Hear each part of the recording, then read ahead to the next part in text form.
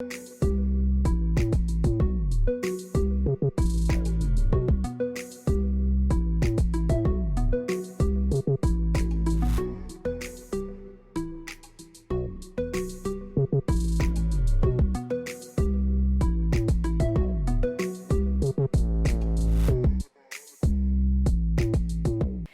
mother believes justice has been served following the recent efforts of the Guyana Police Force.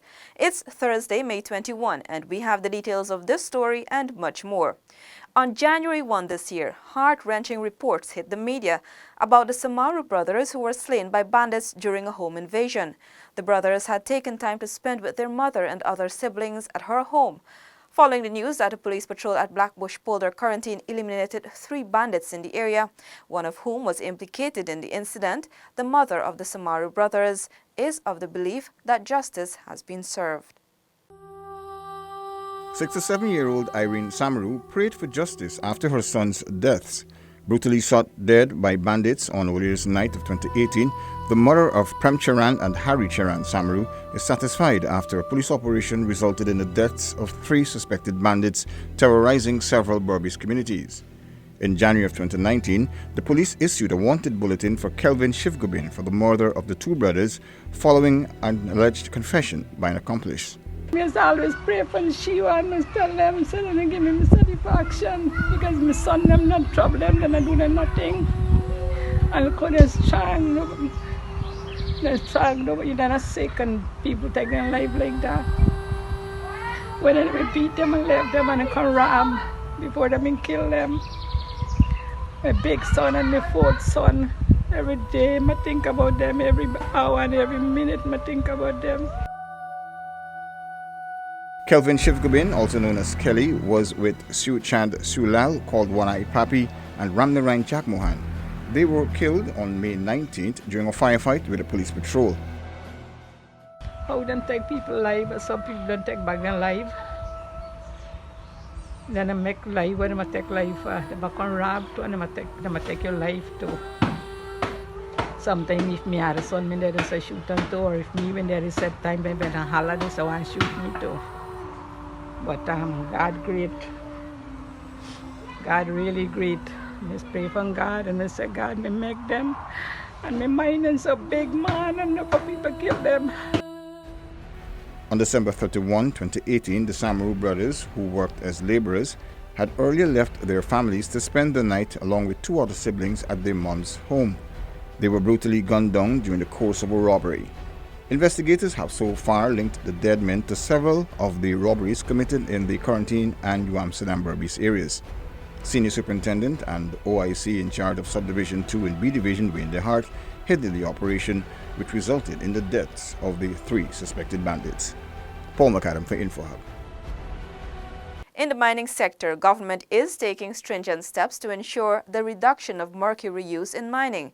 As such, new criteria will be implemented by August 1 for the importation of the chemical. There's an MOU currently in draft stage between the Guyana Geology and Mines Commission, Environmental Protection Agency, Pesticide Toxic Chemical Control Board, and the Ministry of Natural Resources. What this MOU seeks to do is to build our partnership and help us to work closer in our efforts, more specifically as it deals with the importation of mercury. Technical Officer at the Ministry of Natural Resources, Marissa Charles. She spoke with InfoHub during a National Working Group stakeholder meeting on the Minamata Convention. The Minamata Convention on Mercury is an international treaty designed to protect human health and the environment from releases of mercury, mercury compounds, and other pollutants. Charles says the MOU builds on an already existing partnership. Before this MOU, the importation of mercury engaged a few stakeholders, namely GGMC, Pesticide Toxic Chemical Control Board, and GRE at the end of the process. So now what we intend to do is include that environmental aspect. So now, beginning August the 1st, once the MOU is finalized and approved and signed, what we aim to do is that when importers go to GGMC for importing mercury, they will now need a no objection letter from GGMC with minister's approval. Then they will need an environmental authorization from the EPA before they can go to Pesticide Toxic Chemical Control Board to get the approval to import the mercury, then of course go to GRE for their licensing. The World Health Organization says mercury, also known as quicksilver, and most of its compounds are extremely toxic. Inhalation of its vapor will result in the harmful effects on the nervous, digestive, and immune systems, lungs, and kidneys, and may be fatal. Felicia Valenzuela, InfoHub. On your next trip to Latham, Region 9, the township will certainly look different, with the main road in central Latham on its way to being fully paved. Social media went abuzz when pictures of a paved main road in Latham Region 9 were circulated on Monday, with many welcoming the long-awaited change from the usual red loom, dry and dusty atmosphere in Latham. However, while the pictures told no lies, the exercise was in fact the testing of 100 meters of road selected as a sample for application of asphalt, and based on the result, the Ministry of Public Infrastructure will refine the asphalt and officially begin paving very soon. The date given for commencement of paving is Monday, May 27, 2019. This is being done through contractor JR Ranch Incorporated. InfoHub spoke with two bus drivers who frequent the Latham-Georgetown route about the already paved 100 meters of road. Both were happy with the work done thus far and was looking forward to its completion. Yes, it's very dusty during the dry season. But what are your thoughts now that it's fully paved? That's great. I've been waiting for that a long time. The dust went killing you right now. It's much better right now than how it went before. The Ministry of Public Infrastructure, in a media release, said it is pleased to continuously construct and rehabilitate the road networks within the hinterland to provide fast and smoother linkages to the coastal regions. In the meantime, residents of Latham also expressed their satisfaction with progress done on the road thus far. Via Facebook, one person commented, "Way to go," thanking everyone, including past and previous mayors of Region 9 and the key players from the Ministry of Public Infrastructure who made it all possible. Another person said, "Great progress," while another said she was happy to see history made in Latham. Felicia Valenzuela, InfoHub. More development news as 75 young entrepreneurs from the South Pacaraima Region 8 are now beneficiaries of stimulus grants to boost their businesses. The youths received a total of close to $4 million in grants to boost their already established businesses, ranging from grocery shops, lumbering and furniture making, to chicken and cattle rearing. The youths were drawn from 10 villages in the Patarosi-Puruni region, 11 from San Hill, Kamana 3, Waipa 13, Kaibarupai 9, Kopinang 5, Maikwak 8, Keto 2, Chiongmouth 11, Kurukubaru 9, and Kanupang 4. I feel good. We are going to invest it towards the same program. It's helping me a lot. I'm glad to have that grant. Minister of Indigenous Peoples Affairs Valerie Garrido-Lowe, who traveled to the region to hand over the grants, commended the youths for their hard work and persistence. For Region 8, I would give them a big star for trying, because you have to realize that these youths too never knew about doing business. These are normal youths that drop out from school and they have babies, and the boys go on and do some mining, or they're doing farming, or they're just around wanting to do something, wanting to learn something, but there is nothing much. So this is the first time they're being encouraged to attempt to try to see what business they can do. HAILS, which was launched in 2015, is designed to give Indigenous youths a second opportunity to empower themselves through entrepreneurship. The initiative has touched the lives of some 4,000 of the nation's Indigenous youth and led to the creation of close to 2,000 small businesses in 220 communities in all the 10 administrative regions. Sonika Thorne, InfoHub. Still to come, Linden poultry industry to be boosted and preparations in full swing for country's 53rd independence celebrations. Details of these and more when we return.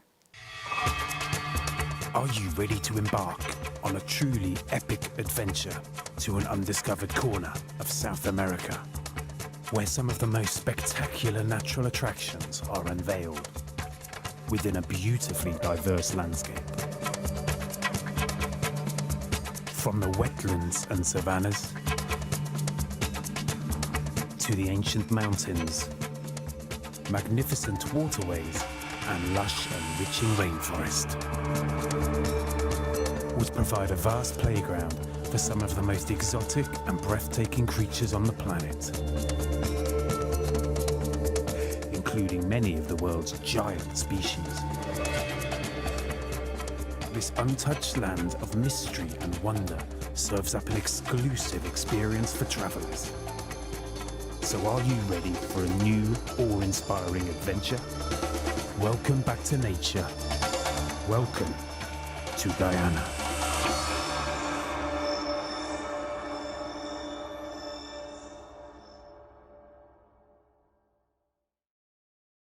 Thanks for staying with us. Minister with responsibility for rural affairs, Valerie Adams Yearwood, recently met with female poultry farmers of the Upper Demerara Berbice in efforts to breathe life into the once vibrant industry.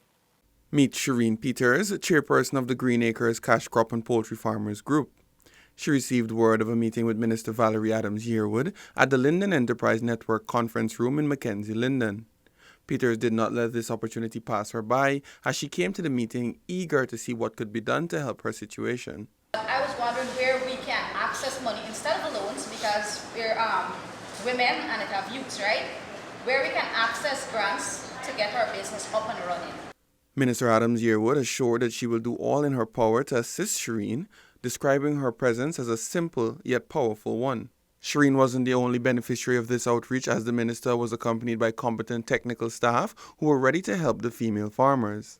After I was given this new assignment, I had a meeting about 2 weeks ago with a few stakeholders here in Linden. And one of the recommendations was to revive the poultry industry in Linden. The community once had a robust poultry industry, but due to unfortunate circumstances, it gradually dwindled as the years went by. Chief Executive Officer of the Linden Enterprise Network, Tunisia Gaspa, told farmers that the network is ready to grant them loans on favorable terms. The women of Linden were happy for these initiatives, which they see as a sign that the coalition government is seeking to empower the country's women. Reporting for InfoHub, Nikosi Bruce. Despite the inclement weather today, scores of young people gathered at the Cliff Anderson Sports Hall to discuss the way forward to address the issue of youth unemployment in Guyana.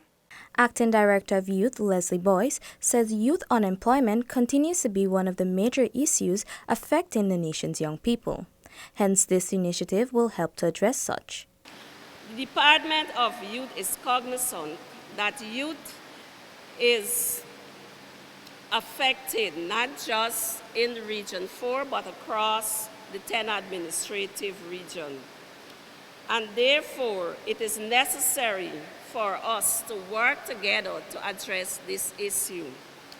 It is felt that the decisions, programs, projects, and initiatives developed for young people will affect their lives, and therefore, it is only logical for us to involve you in the process.